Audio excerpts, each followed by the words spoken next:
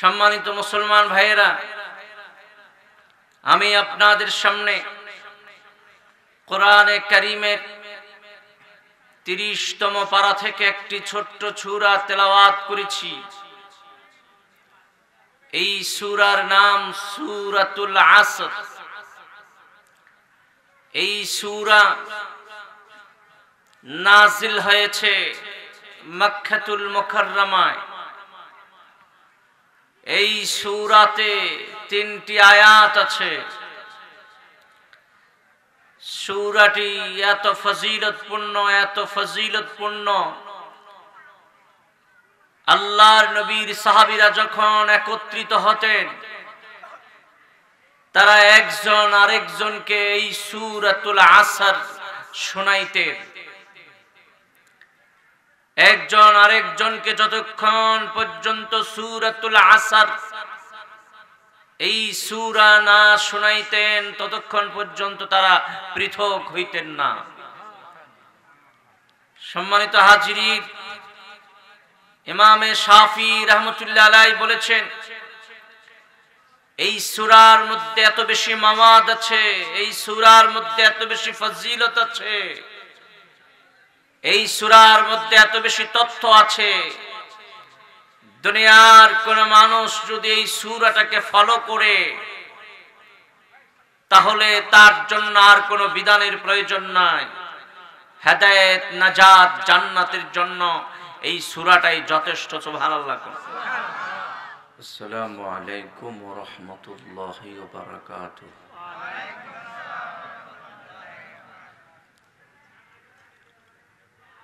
الحمد لله نحمده ونستعينه ونستغفره ونعوذ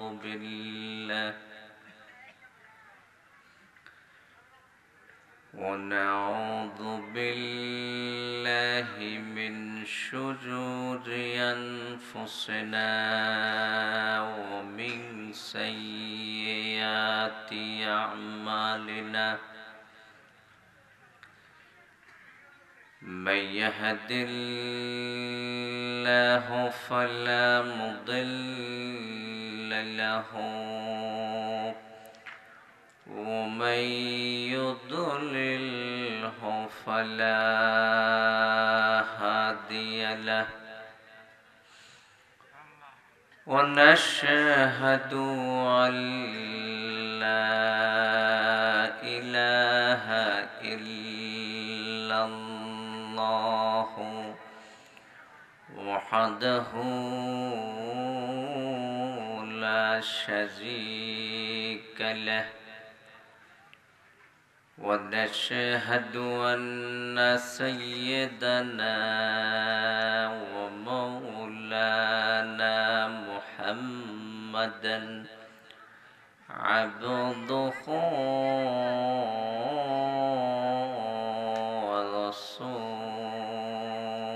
ورسوله، أرسله بالحق بشيرا ونذيرا وداعيا إلى الله بإذنه وسراجا منيرا.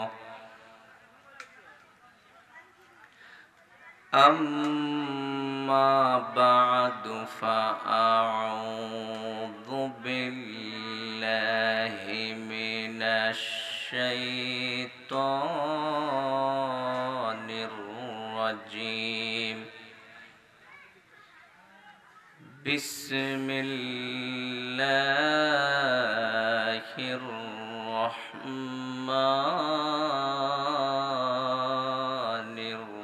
الرحيم. والعصر إن الإنسان لفي خسر إلا الذين آمنوا وعملوا الصالحات وتواصوا بالحق وتواصوا بالصبر. وقال تعالى في شان حبيبه ومحبوبه صلى الله عليه وسلم: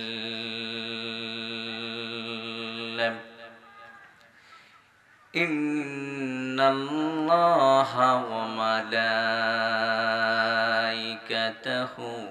يصلون على النبي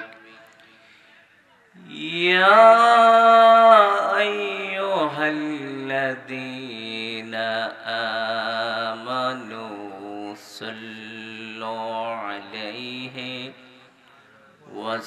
وسلموا تسليما.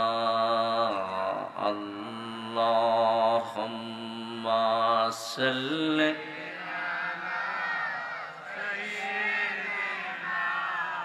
مولانا محمد وعلى آله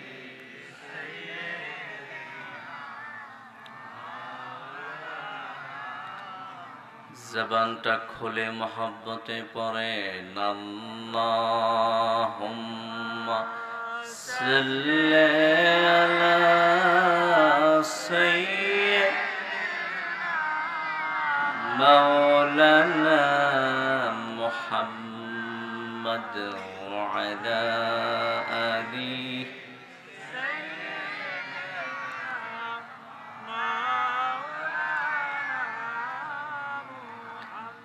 Medina Medina Medina Medina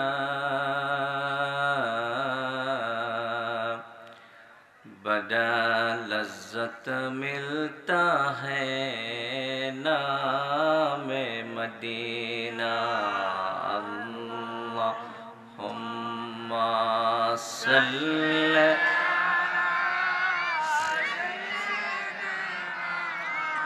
مولانا محمد وعلى آله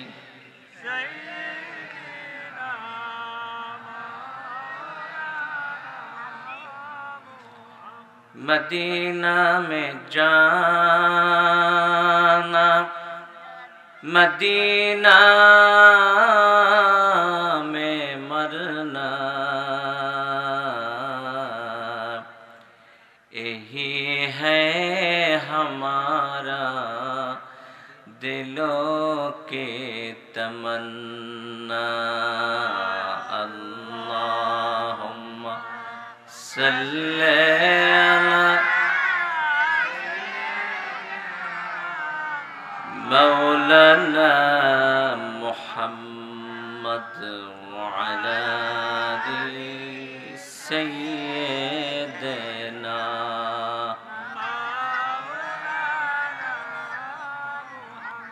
बलगल उला बिकमालिही कशफद दुजा बिजमालिही हसनत जमीउ खसालिही।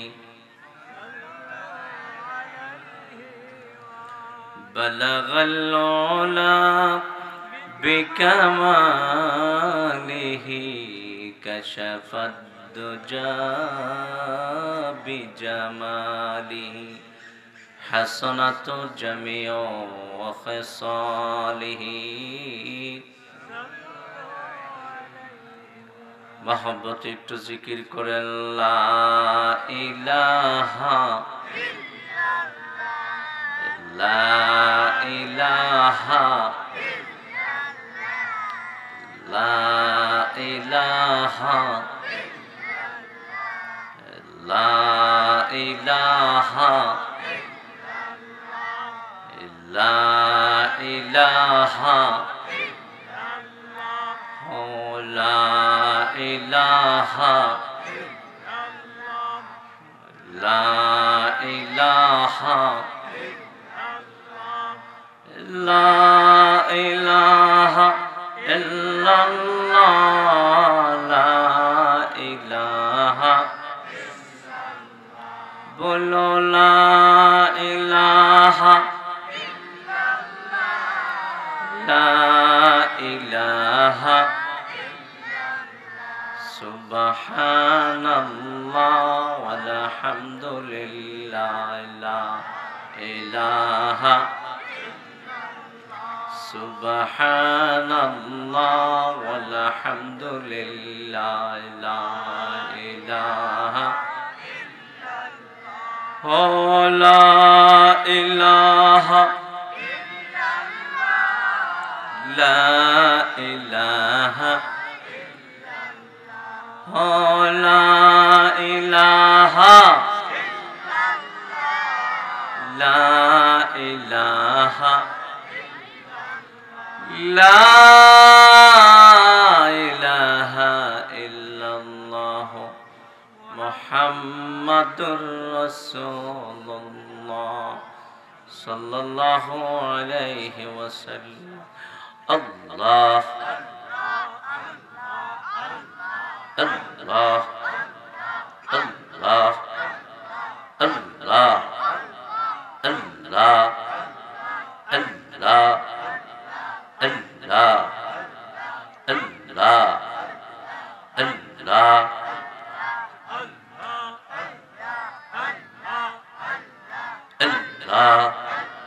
আল্লাহ আল্লাহ আল্লাহ আল্লাহ আল্লাহ লা ইলাহা ইল্লাল্লাহ মুহাম্মাদুর রাসূলুল্লাহ সাল্লাল্লাহু আলাইহি ওয়াসাল্লাম। আউটবাক পশ্চিম পাড়া আল আকসা জামে মসজিদ কর্তৃক আয়োজিত দ্বিতীয় বার্ষিক ওয়াজ ও দোয়ার মাহফিলের সম্মানিত সভাপতি জনাব মোহাম্মদ ওয়ালিউল্লাহ সাহেব, আজকের এই মাহফিলের সম্মানিত প্রধান মেহমান, এলাকার কৃতি সন্তান, বর্তমান চেয়ারম্যান জনাব মোহাম্মদ লোকমান হোসেন মুন্সি সাহেব, আজকে যিনি আমার পরে আলোচনা করবেন হযরত মাওলানা আনিস মাহমুদ সাহেব, আমার সামনে উপবিষ্ট এই এলাকার ধর্মপ্রাণ মুসলমান ভাইয়েরা, যুবক বন্ধুরা, আল্লাহ পাকের দরবারে আলিশানে শুকরিয়া জ্ঞাপন করছি। আল্লাহ পাক আজকের এই মাহফিলে বেহেশতের এই বাগানে আমাদের সকলকে আসার মতো তৌফিক দান করেছেন। আমরা সকলে পড়ছি আলহামদুলিল্লাহ। সম্মানিত হাজিরিন, যুগটা ফিতনার জামানা। এই ফিতনার জামানায় প্যান্ডেলের ভিতরে যে বসছেন, আপনারা খুশি না বেজার? আমি তো লম্বা চূড়া আলোচনা করব না, অল্প সময় থাকবো আপনাদের মাঝে। কমাস কম আমি যতক্ষণ থাকবো ততক্ষণ থাকবেন তো ইনশাআল্লাহ? কারা কারা থাকবেন তো হাত তুলে আল্লাহকে দেখান। আল্লাহ তুমি কবুল করো। সম্মানিত হাজিরিন, সম্মানিত মুসলমান ভাইয়েরা, আমি আপনাদের সামনে কোরআনে কারীমের 30তম পারা থেকে একটি ছোট্ট সূরা তেলাওয়াত করেছি। এই সূরার নাম সূরাতুল আসর। এই সূরা নাজিল হয়েছে মক্কাতুল মুকাররমায়। এই সূরাতে 3টি আয়াত আছে। সূরাটি এত ফজিলতপূর্ণ, আল্লাহর নবীর সাহাবীরা যখন একত্রিত হতেন, তারা একজন আরেকজনকে এই সূরাতুল আসর শোনাইতেন।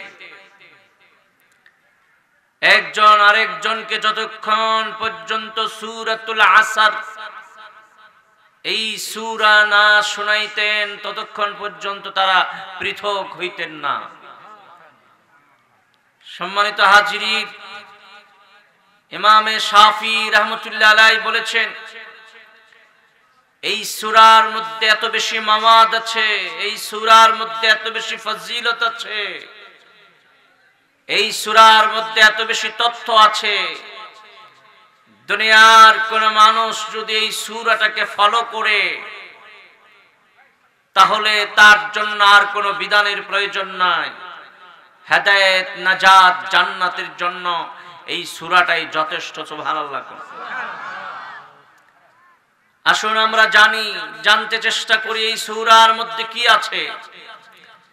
আল্লাহ পাক বলেন, ওয়াল আসর ইন্নাল ইনসানা লাফি খুসর ইল্লাল্লাযীনা আমানু ওয়া আমিলুস সালিহাত ওয়া তাওয়াসাউ বিল হাক্কি ওয়া তাওয়াসাউ বিস সবর। আল্লাহ পাক সর্বপ্রথম শপথ করেছেন, ভাইরা আমার আল্লাহ যিনি কোনোদিন মিথ্যা বলেন না, যিনি সব সময় সত্য বলেন, আল্লাহ পাক বলেছেন, ওয়ামান আসদাকু মিনাল্লাহি কিলা, আল্লাহর চেয়ে সত্য কথা আর কে বলে? যার মধ্যে কোনো মিথ্যা নাই, সে আল্লাহর শপথ করার কোনো প্রয়োজন নাই। তারপরে কোরআনে কারীমের মধ্যে অনেক জায়গায় আল্লাহ পাক শপথ করে কথা বলেছেন। এই কারণে মক্কার মানুষদের একটা স্বভাব ছিল, এখন এই স্বভাবটা তাদের আছে। কোন মানুষ যদি শপথ করে কথা বলে, তাইলে তার কথাটা তাড়াতাড়ি গ্রহণ করে। মক্কার মানুষেরা শপথ করে কথা বললে কথাটাকে তাড়াতাড়ি গ্রহণ করে। এই কারণে আল্লাহ কোরআনের অনেক জায়গায় শপথ করে কথা বলেছেন। সুবহানাল্লাহ। সম্মানিত হাজিরিন, আল্লাহ পাক এই সূরার মধ্যে ওয়াল আসর বলে সময়ের কসম করেছেন, সময়ের শপথ করেছেন। আসর অর্থ সময়, মূল্যবান। সময়টা অতি মূল্যবান, এই কারণে আল্লাহ মূল্যবান একটা জিনিসের শপথ করেছেন। সুবহানাল্লাহ। কোন সময়ের দাম এত বেশি, এত বেশি। আল ওয়াক্তু খায়রুম মিনাজ যাহাবি ওয়াল ফিজ্জা, স্বর্ণের কি দাম, রূপার কি দাম, সময়ের দাম তার চেয়ে অনেক বেশি। সুবহানাল্লাহ। কোন সম্মানিত হাজিরিন, এই শব্দের অর্থ সময় হয়, আবার আসরের সময় হয়। বিশেষ করে আল্লাহ পাক আসরের সময়ের শপথ এই কারণে করেছেন, ওই আসরের সময়ে বান্দা আল্লাহর কাছে যেই দোয়াটা করে, ওই দোয়াটা কবুল হয়ে যায়। আসরের পরে আর মাগরিবের আগে এই সময়টা আল্লাহর কাছে এত প্রিয়, এত প্রিয়। এই সময় আল্লাহর কাছে দোয়া করলে দোয়াটা তাড়াতাড়ি কবুল হয়। সম্মানিত হাজিরিন, এই কারণে আসরের সময়ের শপথ আমার আল্লাহ করেছেন। আল্লাহ পাক কেন শপথ করলেন? নিশ্চয়ই গুরুত্বপূর্ণ একটা মেসেজ আমাদেরকে দিবেন। গুরুত্বপূর্ণ অতীব মূল্যবান কথা নিশ্চয় আমাদেরকে বলবেন। এই কারণে আমার আল্লাহ শপথ করেছেন। আল্লাহ পাক শপথ করে বলেন, ইন্নাল ইনসানা লাফি খুসর, নিশ্চয়ই মানুষ ক্ষতিগ্রস্ত, নিশ্চয়ই মানুষ ক্ষতির মধ্যে আছে, নিশ্চয়ই মানুষ খাসারার মধ্যে আছে। মানুষ জাতি ক্ষতির মধ্যে আছে। আল্লাহ পাক বলেন সমস্ত মানুষ ক্ষতির মধ্যে আছে। ইন্নাল ইনসানা লাফি খুসর, খাসারার মধ্যে আছে, ক্ষতিগ্রস্ত, সবাই ক্ষতিগ্রস্ত। কেউ ঈমান না নিয়ে ক্ষতিগ্রস্ত, কেউ আমল না কইরা ক্ষতিগ্রস্ত।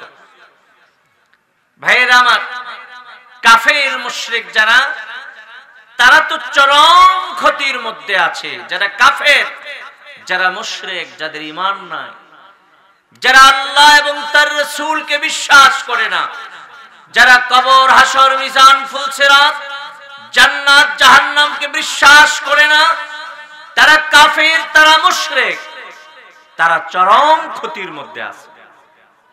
ঠিক কিনা? তাদেরকে যদি ক্ষতি থেকে বাঁচতে হয় তাহলে কি করতে হবে? ঈমান আনতে হবে। আল্লাহ পাক বলেন দুনিয়ার সব মানুষেরা ক্ষতির মধ্যে আছে, ইল্লাল্লাযীনা আমানু, কিন্তু যারা ঈমান এনেছে তারা ওই ক্ষতি থেকে বেঁচে গেছে। সুবহানাল্লাহ কোন? ভাইরা আমার, যারা কাফের মুশরিক তারা চরম বিপর্যয় থেকে বেঁচে যাবে, চরম ক্ষতি থেকে বেঁচে যাবে যদি তারা পড়ে লা ইলাহা ইল্লাল্লাহু মুহাম্মাদুর রাসূলুল্লাহ সাল্লাল্লাহু আলাইহি ওয়াসাল্লাম। এই কালিমাটা পড়লেই তারা ক্ষতি থেকে বেঁচে যাবে। এটা এমন একটা কালিমা, ঈমানের কালিমা। এটা পড়লে জাহান্নামী মানুষ জান্নাতি হয়, এটা পড়লে কাফের মুসলমান হয়ে যায়। এটা পড়লে 99 বছর যেই মানুষটা কুফুরের মধ্যে ছিল, গুনার মধ্যে ছিল, এই কালিমাটা পড়তে দেরি, এই মানুষটা জান্নাতি হইতে দেরি না। মনে করেন একজন হিন্দু মুশরিক কাফের, 99 বছর পর্যন্ত সে কুফুরির মধ্যে নিমজ্জিত ছিল। তারপরে তার মধ্যে একটা অনুশোচনা এসেছে, সে কালিমা পড়ে মুসলমান হয়ে গেছে। যখন এই মুসলমান হয়েছে 5-10 মিনিট পরেই তার ইন্তেকাল বা মৃত্যু হয়ে গেছে। বলেন তো এই মানুষটা জান্নাতি না জাহান্নামী? জান্নাতি। সুবহানাল্লাহ। এই কালিমাটা এমন কালিমা, এর চেয়ে মধুর কালিমা আর কি হতে পারে? এই কালিমাটা এমন কালিমা, এই কালিমার ওজন আকাশ জমিনের চেয়ে অনেক বেশি। এই কালিমাটা এমন কালিমা, এই কালিমাটা পড়লে কোন কাফের যদি পড়ে, সে যদি এই কালিমা পড়ে মুসলমান হয়ে যায়, তাহলে মারা গেলে সাথে সাথে আল্লাহর জান্নাতে চলে যাবে। সমস্ত কাফেরেরা ক্ষতির মধ্যে আছে, ক্ষতিগ্রস্ত, কিন্তু তারা কালিমা পড়লে, ঈমান আনলে তারা ক্ষতির থেকে বাইসা যাইব। সুবহানাল্লাহ। ভাইয়েরা আমার, ঈমান আনার পরেও আর অনেক ক্ষতি আছে, ঠিক কি না? ঈমান আনার পরে একদল মানুষ নামাজ পড়ে না, একদল মানুষ রোজা রাখে না, তৌফিক আছে যাকাত দেয় না, হজ করে না, তারা কি ক্ষতির মধ্যে নাই? তারাও অনেক ক্ষতির মধ্যে আছে। ঈমান আনার পরে আমল যদি না করে তাইলেও ক্ষতির মধ্যে আছে। ও ঈমানদারেরা, ও মুসলমানেরা, তোমরা যদি ক্ষতি থেকে বাঁচতে চাও তাইলে তোমাদেরকে নেক আমল করা লাগবে। তোমরা যদি ক্ষতি থেকে বাঁচতে চাও তাইলে তোমরা নেক আমল করো, ভালো আমল করো। ভালো আমল আর নেক আমল করলে তোমরা অনেক ক্ষতি থেকে বাঁচতে পারবা। সবচেয়ে বড় ক্ষতি হইল মুমিন মুসলমানদের আমল না করার কারণে যে জাহান্নামে যাইব, এর চেয়ে বড় ক্ষতি আর কিছু আছে কোন? সম্মানিত হাজির, জাহান্নামের আগুন থেকে যদি বাঁচতে হয়, আল্লাহর নূরের বেহেশতে যদি যেতে হয়, তাহলে প্রত্যেকটা মানুষকে নেক আমল করা লাগবে, ভালো আমল করা লাগবে, নেক কাজ করা লাগবে, ভালো কাজ করা লাগবে। কারণ নেক কাজ আর ভালো কাজ, নামাজ রোজা ছাড়া আল্লাহর জান্নাত পাওয়া যাবে না। আল্লাহ পাক কোরআনে বলেন, ওয়ামা খালাকতুল জিন্না ওয়াল ইনসা ইল্লা লিয়াবুদুন। হে দুনিয়ার মানুষেরা রে শোনো, আমি মানুষ এবং জিন্নাতকে সৃষ্টি করেছি। আল্লাহ বলতেছেন, আমি মানুষ এবং জিন্নাতকে সৃষ্টি করেছি আমার ইবাদতের জন্য। এটা আল্লাহ পাকের উদ্দেশ্য। ইবাদত করা হলো আল্লাহ পাকের উদ্দেশ্য। আল্লাহ পাক তার দাসত্ব করার জন্য মানুষ সৃষ্টি করেছেন। জোরে কোন সুবহানাল্লাহ। তাহলে ঈমানদারেরা অনেক ক্ষতির মধ্যে আছে। যদি তারা নেক আমল করে আর ভালো আমল করে, তাইলে তারা ক্ষতি থেকে বেঁচে যাবে। নেক কাজ করবেন তো, ভালো কাজ করা লাগবে না। সারা জীবন শুধু খারাপ কাজ করলেই চলবে? খারাপের একটা শেষ আছে, আছে না? খারাপ কাজ বেশি করলে কিন্তু এমন মুসিবত হয়, এমন মুসিবত আসে খারাপ কাজ বেশি করলে, তখন কিন্তু আর বাঁচার কোনো উপায় থাকে? বাঁচার কোনো উপায় থাকে? সম্মানিত হাজিরিন, আমরা খারাপ কাজ করব না, ভালো কাজ করব। ঈমান তো আমরা জন্মের পরেই মুসলমান। যেহেতু আমরা মুসলমানের ঘরে জন্ম নিয়েছি, মুসলমানের বাচ্চা হওয়ার কারণে আমরা সবাই জন্মগত ঈমানদার এবং মুসলমান, যেটাকে বলে মাদার জাত মুসলমান। ঠিক কিনা বলেন? সম্মানিত হাজিরিন, এবার শুধু আমরা যদি নেক কাজ আর ভালো কাজ করতে পারি, তাইলে জাহান্নামের কঠিন আগুন থেকে বাঁচতে পারবো। জাহান্নামে গেলে কি চলবে বাবা? জাহান্নামের আগুন সহ্য করা যাবে? জাহান্নামের আগুন সহ্য করার মতো ক্ষমতা কোনো মানুষের নাই। কারণ এই পৃথিবীতে যে আগুন আপনারা দেখছেন, এই আগুন তো সাধারণ আগুন। জাহান্নামের আগুন এই আগুন থেকে 70 গুণ বেশি পাওয়ারফুল, ক্ষমতা তার বেশি। জাহান্নামের আগুন এত কঠিন, ওই জাহান্নামের আগুনে জ্বলার পরে দুনিয়ার কোন মানুষকে যদি দুনিয়ার আগুনে রেখে দেওয়া হয়, এই মানুষটা আরামে ঘুমায়া যাবে। এবার চিন্তা করেন, সে কোন জায়গা থেকে আইছে? জাহান্নামের আগুন থেকে আইসা দুনিয়ার আগুনকে সে আগুনই মনে করবে না, মনে করবে এটা একটা ঘুমানোর জায়গা। ঠিক কিনা? জাহান্নামের আগুন খুব কঠিন আগুন। আল্লাহর কাছে আমলের মাধ্যমে জাহান্নামের আগুন থেকে পানা চাইবেন আর আল্লাহর কাছে ফরিয়াদ করবেন, আল্লাহ তুমি আমারে জাহান্নামের আগুনে জ্বালায়ো। ফরিয়াদ করা যাবে না? ফজরের নামাজের পরে আমরা 7 বার পড়ি, মাগরিবের নামাজের পরে আমরা 7 বার পড়ি আল্লাহুম্মা জিরনি মিনান নার। পড়েন না আপনারা? আল্লাহুম্মা জিরনি মিনান নার, আল্লাহুম্মা জিরনি মিনান নার। 7 বার করে পড়বেন, তাহলে 7টা জাহান্নাম থেকে আল্লাহ আমাদেরকে আপনাদেরকে হেফাজত করবে। আমিন। ভাইয়েরা আমার, বেশি বেশি আমল করতে হবে। যত বেশি আমল করব, যত বেশি নেক কাজ করব, আল্লাহ পাক তত বেশি খুশি হবে। যত বেশি ভালো কাজ করা যাবে, আল্লাহকে তত বেশি রাজি করা যাবে। গোলামি যত বেশি করবেন, আল্লাহ তত বেশি খুশি হবে। যত বেশি খুশি হবে, তত আল্লাহ পাক জান্নাতের মর্তবা বুলন্দ করে দিবেন। সম্মানিত হাজিরিন, দুনিয়ার সব মানুষরাই ক্ষতির মধ্যে আছে। বিশেষ করে কাফের মুশরিক যারা, তারা বেশি ক্ষতির মধ্যে আছে। তারা যদি শুধু পড়ে লা ইলাহা ইল্লাল্লাহ মুহাম্মাদুর রাসূলুল্লাহ সাল্লাল্লাহু আলাইহি সাল্লাম, তাইলে তারা অনেক ক্ষতি থেকে বেঁচে যাবে। আর আমরা মুমিন মুসলমান যারা আছি, তারা যদি আমরা কি করি? নেক আমল করি, ভালো কাজ করি, নামাজ পড়ি, রোজা রাখি, হালাল হারাম বেশি চলি, খারাপ জিনিসটাকে ছেড়ে দেই, খারাপ আমলটাকে ছেড়ে দিই, ভালো আমলটাকে করি, তাইলে আমরা জান্নাতি, আমরা অনেক ক্ষতি থেকে বেঁচে যাব ইনশাআল্লাহ। ঠিক কিনা বলেন?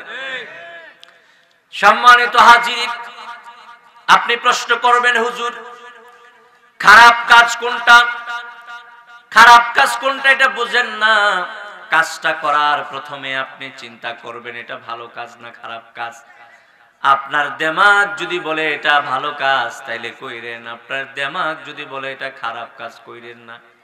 কারণ আল্লাহ আপনাকে এমন একটা বিবেক, এমন একটা আকল দিয়েছে, যে বিবেক আর আকল দিয়া চিন্তা করলেই ভালো কাজ কোনটা খারাপ কাজ কোনটা বাহির করতে পারবেন। ঠিক কিনা? সম্মানিত হাজিরি, সুতরাং আজকের এই সংক্ষিপ্ত সময়ে আপনাদেরকে বলবো, আমরা খারাপ কাজ ছেড়ে দিব, ভালো কাজ ধরব, খারাপ কাজগুলি করব না, ভালো কাজগুলি করব। ভালো কাজ যদি সবাই করে, সমাজে কোনো ফিতনা থাকবে, কোনো ফাসাদ থাকবে, কোনো বিশৃঙ্খলা থাকবে? সব বিশৃঙ্খলা চলে যাবে, আল্লাহ শান্তি ঢেলে দিবেন। ঠিক কিনা বলে? ভাইয়ের আমার, আল্লাহ পাক ক্ষতি থেকে বাঁচার জন্য, খাসারা থেকে বাঁচার জন্য বলেছেন, যারা ঈমান আনবে, যারা নেক কাজ করবে, তারা ক্ষতি থেকে বাঁচতে পারবে। তারপরে আল্লাহ বলেছেন ওয়াতাওয়াসাউ বিল হাক্কি ওয়াতাওয়াসাউ বিস সবর, এবং যারা অন্যকে হকের তাকিদ দিবে, হকের ওসিয়ত করবে এবং সবরের ওসিয়ত করবে, তারাও ক্ষতি থেকে বেঁচে যাবে। ওয়াতাওয়াসাউ বিল হক, একজন আরেকজনরে হকের তাকিদ দিবেন। হক বুঝেন? হক, হক হচ্ছে ভালো কথা, ভালো কাজ। হক, মানুষ মানুষের উপর হক আছে, আছে না?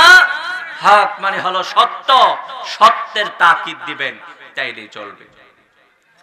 সম্মানিত হাজিরিন, আজকে পুরা দুনিয়া মিথ্যায় ভরপুর হয়ে গেছে। চায়ের স্টলে বসলে মিথ্যা বলে, দোকানে গেলে মিথ্যা বলে, বাজারে গেলে মিথ্যা বলে, এমনকি কিছু মানুষ এমন আছে মসজিদে গেলেও মিথ্যা বলে। ঠিক কিনা? এমন ফিতনার জমানা আইছে। আগে বাজারে দোকানে ঘাটে কি হইতো? মিথ্যা হইতো, কিন্তু এখন মসজিদে অনেক মিথ্যা হয়। ঠিক কিনা বলে? সম্মানিত হাজিরিন, মিথ্যা কথা বলা যাবে না। আসিদকু ইউনজি ওয়াল কিযবু ইউহলিক, সত্য মানুষকে নাজাত দেয়, মিথ্যা মানুষকে ধ্বংস করে। সত্য মানুষকে নাজাত দেয়, মিথ্যা মানুষকে ধ্বংস করে। সত্য ধরবেন, মিথ্যা ছাড়বেন, তাইলে কামিয়াব হয়ে যাবে। সম্মানিত হাজিরিন, শুধু নিজেই সত্য বললে চলবে না, নিজের ভাইকে, নিজের বন্ধুকে, নিজের পাড়া প্রতিবেশীকে, নিজের সংসারের মানুষদেরকে সত্য বলার ওসিয়ত করতে হবে। ঠিক কিনা বলেন? ঠিক কিনা?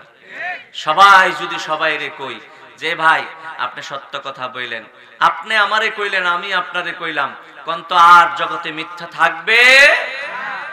এই কারণে আল্লাহ বলেছেন ক্ষতি থেকে বাঁচা যাবে যদি একজন আরেকজনরে সত্য কথা বলার জন্য বলে। সুবহান।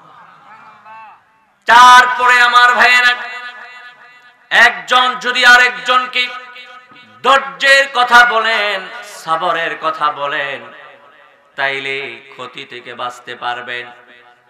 ধৈর্যটা এমন একটা গুণ, এমন একটা গুণ, আল্লাহ পাক কোরআনে বলেছেন ইন্নাল্লাহা মা'আস সাবিরিন।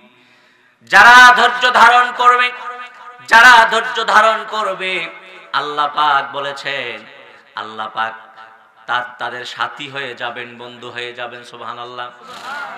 আপনি যদি মুসিবতে পড়ে বা যে কোনো কাজে ধৈর্য ধারণ করেন, তাহলে দুনিয়ার কোনো মানুষকে সাথে না পাইলেও আল্লাহকে সঙ্গে পাইয়া যাইবে।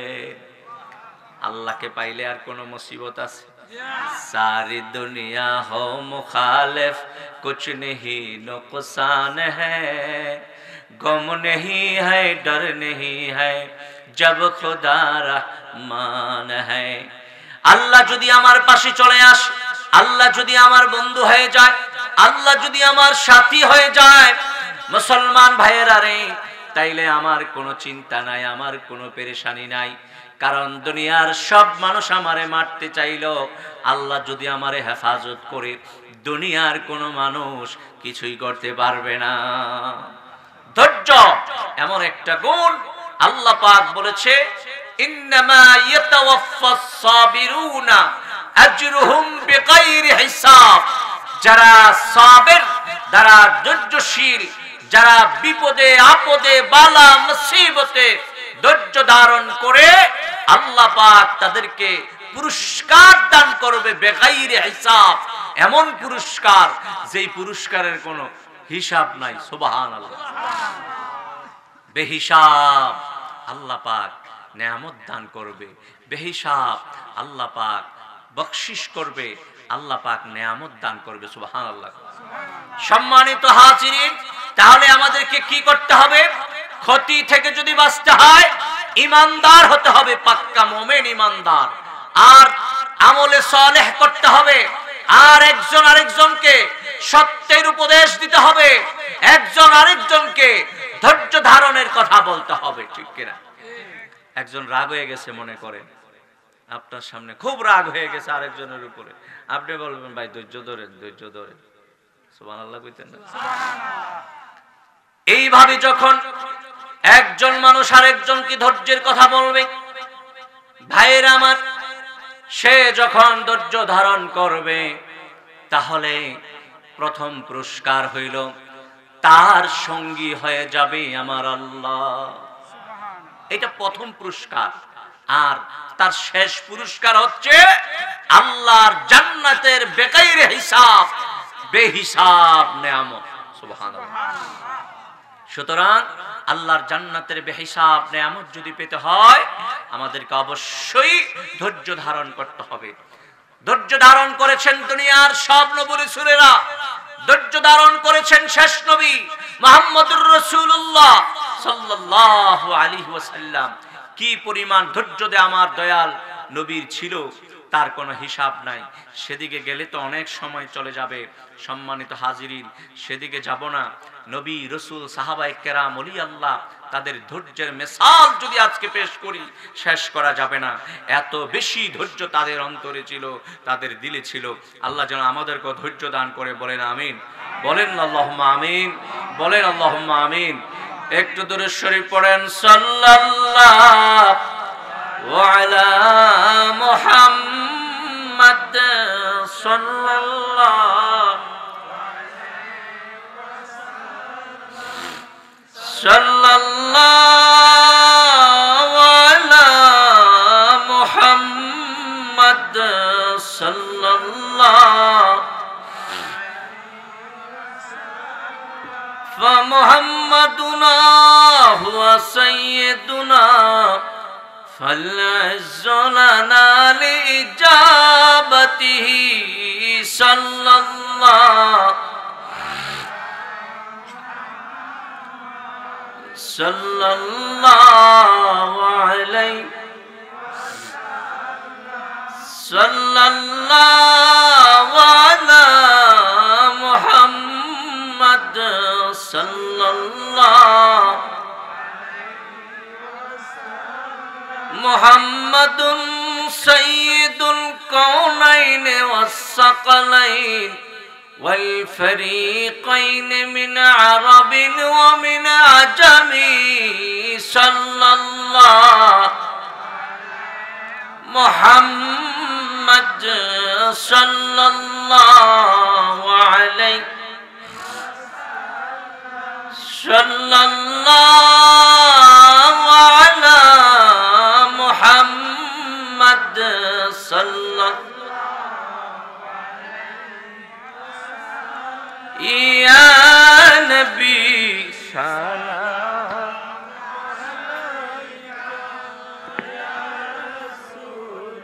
سلام عليك يا حبيبي سلام عليك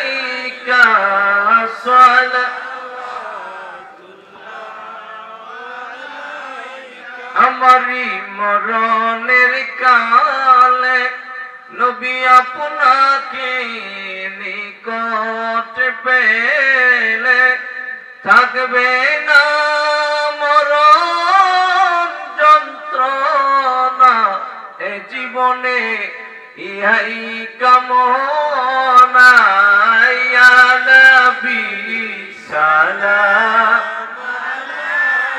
আলাইকা ইয়া রাসূল সালাম আলাইকা ইয়া হাবিব সালাম আলাইকা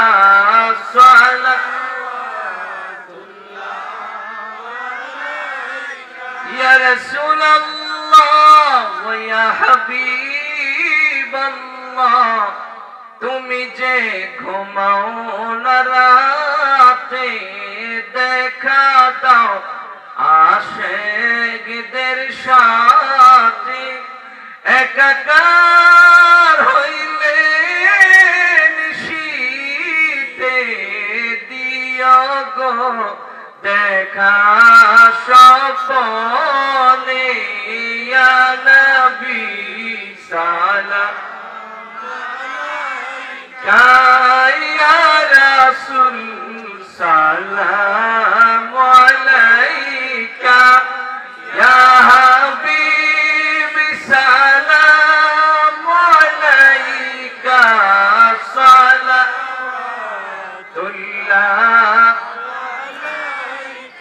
भेज रब दुरूद सलाम बरगज़ीदा नबी पर अपने मोदाम अस्सलातु अस्सलामु अलैका या रसूल अल्लाह अस्सलातु अस्सलामु अलैका या हबीब अल्लाह अस्सलातु अस्सलामु अलैका या शाफिअल मुज़निबीन अस्सलातु अस्सलामु अलैका या रहमतल लिल आलमीन ला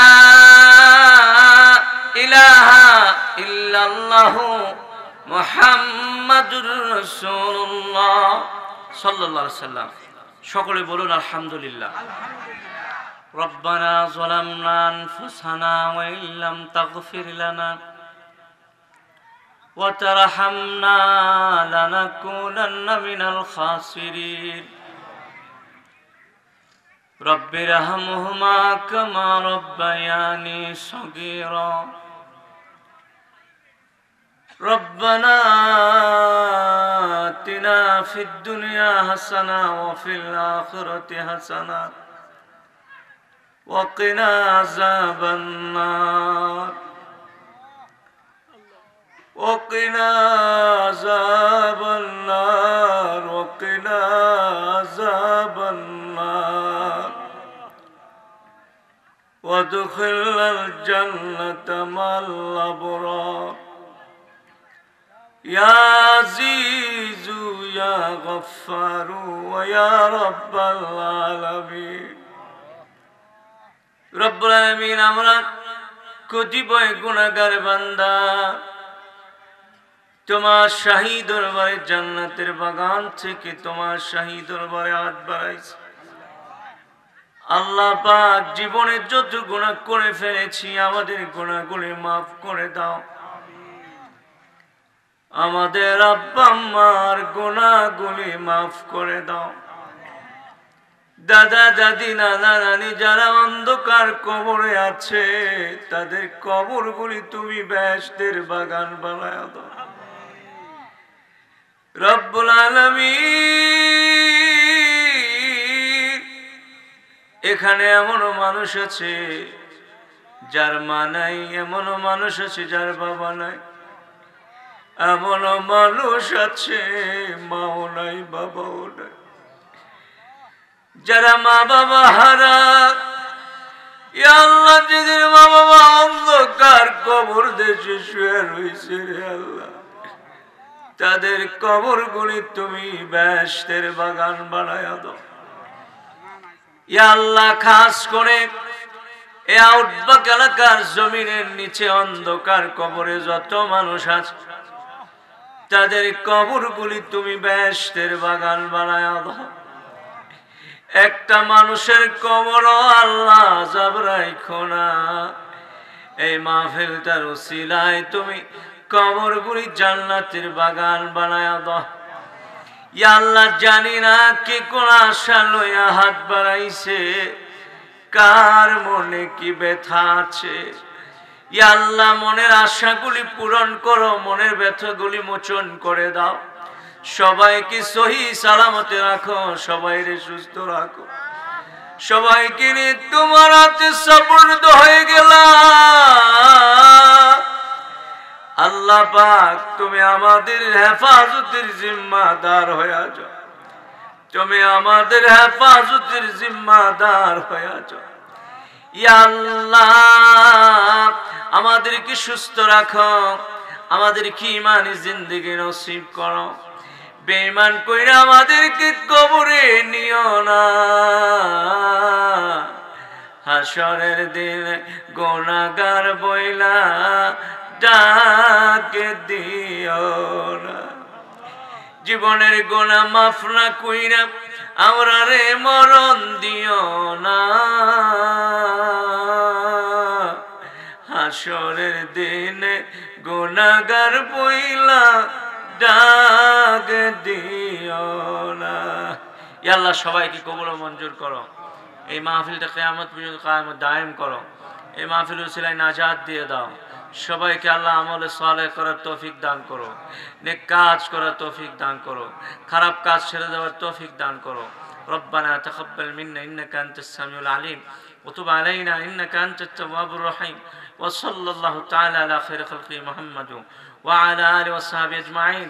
ওয়াজআল আখিরা কালামিনা ইনদাল মাউত লা ইলাহা ইল্লাল্লাহু মুহাম্মাদুর রাসূলুল্লাহ সাল্লাল্লাহু আলাইহি ওয়া সাল্লাম। ওয়াসসালামু আলাইকুম ওয়া রাহমাতুল্লাহ।